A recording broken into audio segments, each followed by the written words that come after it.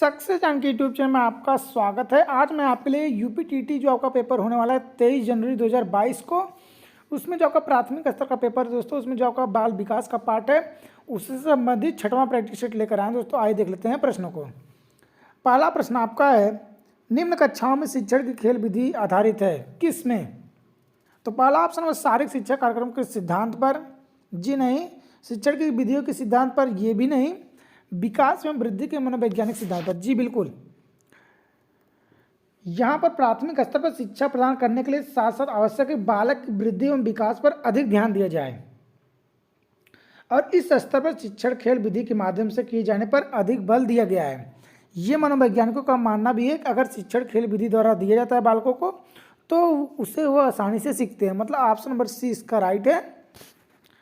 अगला प्रश्न आपका डिसलेक्सिया संबंधित है, किससे? तो डिसलेक्सिया एक प्रकार का विकार है, ये आपका जो दोस्तों पठन विकार से संबंध रखता है। ऑप्शन नंबर सी इसका राइट है।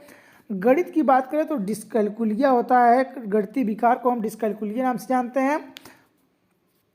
देखते हैं अगला प्रश्न। अगला प्रश्न आपका विशेष रूप से जरूरतमंद बच्चों की शिक्षा का प्रबंध होना चाहिए।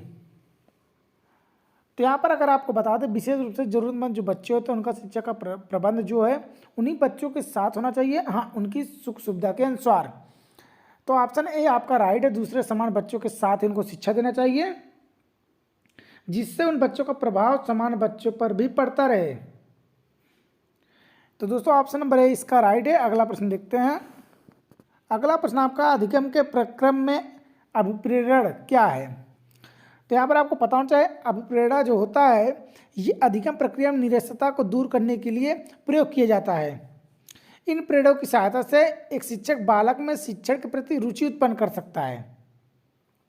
मतलब ऑप्शन नंबर डी जो आपको नए सीखने वालों में अधिगम के लिए रुचि का सृजन करना, ऑप्शन नंबर डी इसका राइट है। देखते हैं अगला प्रश्न। पांचवा प्रश्न आपका है, कक्षा 5 के न्यून दृष्टि वाले बच्चे को क्या मतलब? ऑप्शन देखिए, निम्न स्तर के कार्य के लिए माफ करना उचित है, जी नहीं। उसके दैनिक कार्य में उसके माता पिता तथा मित्रों को सहायता करना चाहिए, जी ये भी नहीं। उसको स्वयं पर छोड़ देना चाहिए, कब तक माता पिता और मित्र उसकी सहायता करेंगे, कहाँ तक करेंगे? मतलब ऑप्शन नंबर बी भी ये गलत है। कक्षा में समान रूप से बर्ताव करना चाहिए एवं ऑडियो सीडी के जरिए सहायता प्रदान करें, जी बिल्कुल। ऑप्शन नंबर सी जो है वह सटीक उत्तर है। अगर बच्चा आँख की दृष्टि बच्चे का थोड़ा कम है तो उसके साथ समान व्यवहार करें आप, हाँ उसको जो सुख सुविधा प्रोवाइड कराना ऑडियो सीडी के जरिए सहायता प्रदान कीजिए। जो भी उसको उससे समान बच्चों के साथ ही उसको सहायता प्रदान करने की कोशिश कीजिए। मतलब ऑप्शन नंबर सी इसका राइट है। कक्षा विशेष बर्ताव करना चाहिए, ये भी गलत है। अगर आप विशेष बर्ताव करेंगे तो बच्चे अपने आप को अलग समझेगा और उसे उसके अंदर कुंठित होने की भावना भी उत्पन्न हो जाएगी। समान बच्चों के साथ समान व्यवहार कीजिए, हाँ जो जरूरत हो उसको प्रोवाइड कराइए। ऑप्शन नंबर सी इसका राइट है। देखते हैं अगला प्रश्न। अगला प्रश्न आपका है, श्यामपट्ट को शिक्षण सामग्री के किस समूह के अंतर्भुक्त किया जा सकता है? तो यहाँ पर आपको पता होना चाहिए श्यामपट्ट जो है वो बोलता तो है नहीं कि लोग सुनेंगे, हाँ दृश्य साधन के रूप में उसे हम देख सकते हैं, क्योंकि दोस्तों श्यामपट्ट को हम अपनी आंखों से देखते हैं, आंखों का प्रयोग करते हैं। तो श्यामपट्ट जो आपका वो दृश्य साधन, ऑप्शन नंबर बी इसका राइट है। चार्ट हुआ, मॉडल हुआ, ये सब जो है मानचित्र हुआ, ये सब आपका दृश्य साधन है। टेलीविजन आपका दृश्य श्रव्य साधन में आ जाएगा और रेडियो जो आपका है श्रव्य साधन में आ जाएगा, ये आप नोट कर लीजिए। अगला प्रश्न आपका, निम्न में कौन शिक्षण कुशलता से संबंधित है? श्यामपट्ट पर लिखना, जी बिल्कुल। प्रश्नों को हल करना, ये भी प्रश्न पूछना, जी ये भी। मतलब उपयुक्त सभी आपका राइट आंसर होगा। देखते हैं अगला प्रश्न। अगला प्रश्न आपका, कक्षा में जो विद्यार्थी प्रश्न पूछते हैं उन्हें कक्षा के बाद शिक्षक से मिलने की सलाह दी जाए, गलत। कक्षा चर्चा में भाग लेने के लिए प्रोत्साहित किया जाना चाहिए, ये भी गलत। लगातार प्रश्न पूछने के लिए प्रोत्साहित करना चाहिए, जी बिल्कुल। अगर बच्चे को बच्चा प्रश्न पूछ रहा है उसका जवाब आप दे रहे हैं, उसको प्रोत्साहित कर रहे हैं तो बच्चे का जो मन में डाउट होगा वो क्लियर होगा और आपकी कक्षा जो है वह एक कह सकते हैं अच्छे लेवल पे भी पहुंचेगी और बच्चों के अंदर जो हेजिटेशन होता है वो भी समाप्त हो जाएगा। बच्चे घुल मिलकर शिक्षक के साथ व्यवहार करेंगे और उन्हें प्रश्न पूछने में कोई भी परेशानी या दिक्कत का सामना न करना पड़े। ऑप्शन नंबर सी इसका राइट है। अगला प्रश्न देखते हैं। अगला प्रश्न आपका, शिक्षा की किंडरगार्टन पद्धति का प्रतिपादन किसने किया था? जी आपको पता होना चाहिए, फ्रावेल ने किंडरगार्टन पद्धति का प्रतिपादन किया। ऑप्शन नंबर सी इसका राइट है। अगला प्रश्न देखते हैं। अगला प्रश्न आपका, एक अभिभावक आपसे विद्यालय में मिलने के लिए कभी नहीं आता, आप बच्चे की उपेक्षा करेंगे। बच्चे से क्या मतलब, क्यों आप उपेक्षा करेंगे? अभिभावक को लिखेंगे, भाई लिखने का कोई मतलब नहीं, आप स्वयं उससे मिले जाएंगे। ये जी बिल्कुल सही। अगर आपको कुछ बात रखनी है तो आप स्वयं भी जा सकते हैं, अभिभावक से मिल सकते हैं, बच्चे के बारे में चर्चा पर चर्चा कर सकते हैं। ऑप्शन नंबर सी इसका राइट है। बच्चे को दंड देना शुरू करेंगे, ये कौन सी बात हुई? आप तो वैसे भी बच्चे को दंडित नहीं कर सकते। अगला प्रश्न, अगला प्रश्न आपका, बचपन का सांप्रतिक दृष्टिकोण की मान्यता है, बहुत तरीके से बच्चे प्राप्त वयस्कों के बराबर हो जाते हैं, गलत है। बच्चों को युवा प्राप्त वयस्कों के रूप में सबसे अच्छा माना जाता है, ये भी गलत है। बचपन आधारित रूप से प्रतीक्षा अवधि है, ये भी गलत है। बचपन वृद्धि एवं परिवर्तन का एक अनूठी अवधि, ये सही है। देखते हैं अगला प्रश्न। यहाँ पर प्रश्न देखिए, एक प्रमाणीकृत पठन परीक्षण लेने के लिए 5वीं कक्षा को प्रस्तुत करने में शिक्षक को अधिकाधिक परामर्श दिया जाता है, क्यों? तो बात कर, प्रमाणीकृत पठन परीक्षण के आयोजन से पूर्व यह आवश्यक है कि शिक्षक परीक्षा के पाठ्यक्रम एवं परीक्षण के प्रारूप के बारे में छात्रों को जानकारी उपलब्ध कराए और अधिक से अधिक प्रश्नों का अभ्यास कराए। तो दोस्तों जो आपका इसमें से उत्तर कौन सा हो जाएगा? तो डी जो ऑप्शन दोस्तों बिल्कुल सटीक है। परीक्षण में आने वाले समान प्रकार प्रश्नों के उत्तर देने के लिए छात्रों को अभ्यास कराया जाए ताकि वो शिक्षण कार्य अच्छे से कर सके। तो आइए देखते हैं अगला प्रश्न।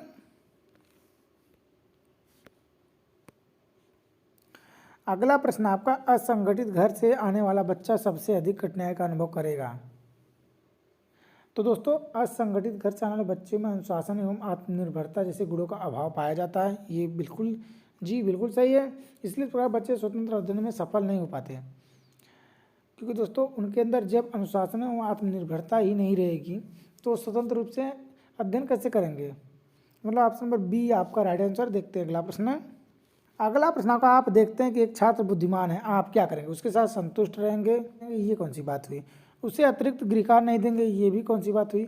वह जैसे अधिक प्रगति कर सके उस तरह से उसे अनुप्रेरित करेंगे, जी बिल्कुल।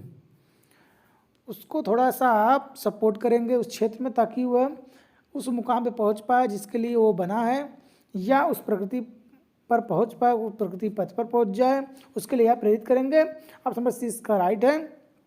उसके अभिभावकों को सूचित करेंगे कि वह बुद्धिमान है, ये कौन सा बात हुआ? अगला प्रश्न देखते हैं, यदि कुछ विद्यार्थी कक्षा में अध्ययन की चित्रवृत्ति में नहीं है तो आप उन्हें अध्ययन के लिए बाध्य करेंगे, जी गलत है। आप बाध्य कर किसी को अध्ययन नहीं करा सकते, इतना तो आपको जानकारी होना चाहिए। उन विद्यार्थियों को अच्छा छोड़ने के लिए कहेंगे, ये भी ऑप्शन गलत है। आपको कोई अधिकार ही नहीं है विद्यार्थियों को अच्छा से बाहर करने का। उन्हें चेतावनी देंगे कि वह अवश्य अध्ययन करे, नहीं तो आप प्रधानाध्यापक सूचित करेंगे, ये भी गलत है। इससे कोई मतलब नहीं दोस्तों। जो आपने प्रस्तुत किया है उन्हें उनकी रुचि अथवा आप अपने विषय के अनुसार रुचिपूर्ण चीज़ें बताएंगे। आपको पता होना चाहिए कक्षा शिक्षण में विद्यार्थी कई विषयों में रुचि नहीं लेते, तो अध्यापक को चाहिए कि कक्षा में परंपरागत शिक्षण के साथ साथ कुछ रुचिपूर्ण साधनों शिक्षण विधियों का प्रयोग करें ताकि बालक के अंदर रुचि उत्पन्न हो पाए। मतलब ऑप्शन नंबर जो आपका है डी और राइट है। देखते हैं अगला प्रश्न।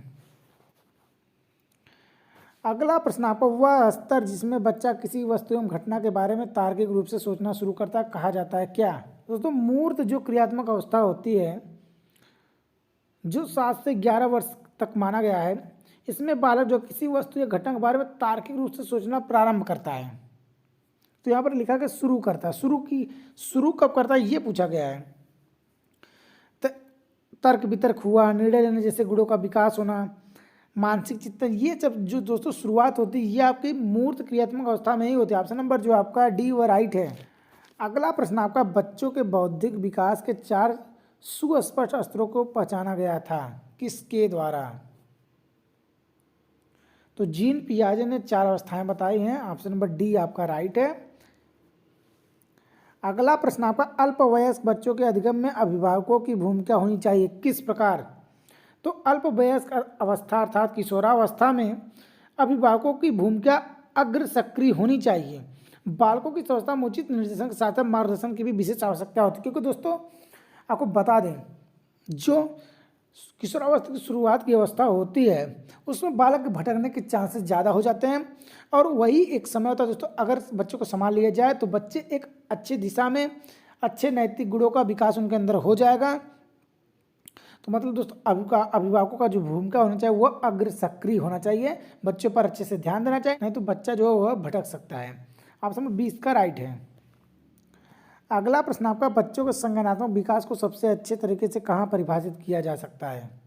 तो दोस्तों संज्ञानात्मक विकास की बात किया जा रहा है तो खेल के मैदान में, ऑडिटोरियम में या गृह में, ये नहीं हो सकता, विद्यालय एवं कक्षा में ही बच्चों के संज्ञानात्मक विकास को सबसे अच्छे तरीके से परिभाषित किया जा सकता है। ऑप्शन नंबर 20 का राइट है। 20वां प्रश्न आपका है, यहाँ पर स्पेस दिया, को अनुप्रेरित शिक्षण के एक संकेत के रूप में विवेचित किया जाता है। ऑप्शन आपका कक्षा में अधिकतम उपस्थिति, नहीं, गलत है, ये गलत है। शिक्षक द्वारा दिया गया उपचारात्मक कार्य, ये भी गलत। विद्यार्थियों द्वारा प्रश्न पूछा, जी यही राइट है। विद्यार्थियों द्वारा प्रश्न पूछना को अनुप्रेरित शिक्षण के एक संकेत के रूप में विवेचित किया गया है। ऑप्शन नंबर सी इसका राइट है। देखते हैं अगला प्रश्न। अगला प्रश्न, कक्षा में विद्यार्थियों की एक रुचि बनाए रखने के लिए एक शिक्षक को उचित है श्यामपट्ट का प्रयोग करना, गलत। चर्चा करना, ये भी गलत। कहानी करना, ये भी गलत। ऑप्शन नंबर डी आपका राइट है, प्रश्न पूछना। अगर आप बच्चे को पढ़ा रहे हैं और सिर्फ आप पढ़ाए जा रहे हैं तो कोई मतलब दोस्तों बच्चों के अंदर निरस्ता की भावना आ जाएगी। अगर आप मुझसे प्रश्न पूछ रहे हैं या उनको पूछने की अनुमति दे रहे हैं, क्या बोलते हैं, संप्रेषण का आदान प्रदान हो रहा है बच्चों के साथ लगातार, तो उनके अंदर कह सकते हैं आप एक सक्रियता आती है, उनके अंदर सीखने की एक अलग क्षमता आती है, जिससे बच्चे अच्छे से उस शिक्षण प्रक्रिया को सीख सकते हैं। ऑप्शन नंबर डी इसका राइट है। अगला प्रश्न, विद्यार्थियों को विद्यालय में खेलना क्यों उचित है। तो दोस्तों उन्हें शारीरिक रूप से सशक्त बनाएगा, जो राइट इसका आंसर होगा। यह शिक्षकों के लिए काम आसान करेगा, यह समय बिताने में सहायक होगा, यह सहयोग एवं संतुलन का विकास करेगा। जी ऑप्शन नंबर डी जो है इसका सटीक उत्तर, यह सहयोग एवं संतुलन का विकास करेगा। ऑप्शन नंबर डी इसका राइट है। अगला प्रश्न है, परिवार एक साधन है किस प्रकार का। आपको पता होना चाहिए, परिवार जो है बालक का एक प्रारंभिक पाठशाला माना जाता है और ये अनौपचारिक शिक्षा का एक साधन भी है। ऑप्शन नंबर जो आपका है ए वह राइट है। अगला प्रश्न, एक शिक्षक विद्यार्थियों में सामाजिक मूल्यों की विकसित कर सकता है। मूल्यों को विकसित कर सकता है किस आधार पर, महान व्यक्तित्व के बारे में बोलकर, नहीं। अनुशासन की अनुभूति को विकसित करके, जी बिल्कुल नहीं। आदर्श रूप से बर्ताव कर, जी यही जो है वो राइट आंसर है। उन्हें अच्छी कहानी सुनाकर, ये भी गलत है। शिक्षक को खुद वो व्यवहार बच्चों के सामने प्रस्तुत करना पड़ेगा, तभी आपका वह शिक्षक के सामाजिक मूल्यों का विकास भी होगा। ऑप्शन नंबर सी इसका राइट है। अगला प्रश्न आपका, एक शिक्षक के लिए सबसे महत्वपूर्ण क्या है। कक्षा में अनुशासन बनाए रखना, कक्षा में समानुपाती होना, विद्यार्थियों की कठिनाइयों को दूर करना, एक सुवक्ता होना। ऑप्शन नंबर सी जो विद्यार्थियों की कठिनाइयों को दूर करना, ये राइट आंसर है। अगला प्रश्न, आप एक अति सक्रिय बालक को कैसे सही दिशा में लाएंगे। उसे पहली पंक्ति में बिठाएंगे तथा उस पर कड़ी नजर रखेंगे, उसे कक्षा में कोने में बैठने की जगह निर्धारित करेंगे, उसे चापट आदि साफ करने का काम करेंगे। जी तीनों गलत है, आप ऐसा बिल्कुल नहीं कर सकते। मतलब ऑप्शन नंबर डी उपरोक्त में से कोई नहीं आपका राइट आंसर होगा। अगला प्रश्न आपका है, पृथक पृथक समजातीय समूह के व्यक्तियों के प्रति बच्चों की अभिवृत्ति साधारणतः आधारित होती है, कैसी। तो उनके अभिभावक की चित्रवृत्ति पर। ऑप्शन नंबर जो ए है वह राइट है। बालक एक सामाजिक प्राणी, आपको पता है बालक जिस समाज या परिवार में जन्म लेता है उसे उसी वातावरण के अनुसार आदतों अभिवृत्तियों का विकास भी होता है। बालक के सामाजिक गुणों में उसके परिवार और अभिभावक की विशेष भूमिका भी होती है, आपको पता होना चाहिए। तो ऑप्शन नंबर ए इसका राइट है।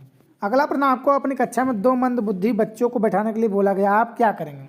उन्हें अपने विद्यार्थी के रूप में ग्रहण करने से इनकार करेंगे, आपको कोई अधिकार ही नहीं है। प्रधानाध्यापक को उन्हें किसी और कक्षा में जो कि मंदबुद्धि बालकों के लिए विशेष रूप से चिन्हित है बैठाने के लिए बोलेंगे, ये भी गलत है। अगला है, ऐसे विद्यार्थी को सिखाने की तकनीक सीखेंगे, यही सही है।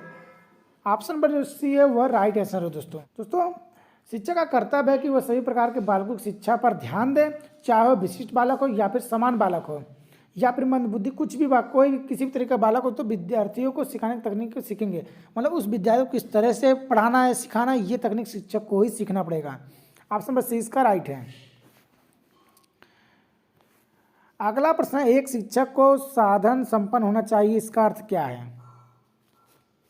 तो एक शिक्षक को साधन संपन्न होना चाहिए अर्थात मतलब शिक्षक को शिक्षण संबंधी विभिन्न तकनीकों एवं साधनों के उचित प्रयोगों से संबंधित ज्ञान होना चाहिए और उनको किस तरह से उपयोग करें इसका भी ज्ञान होना चाहिए।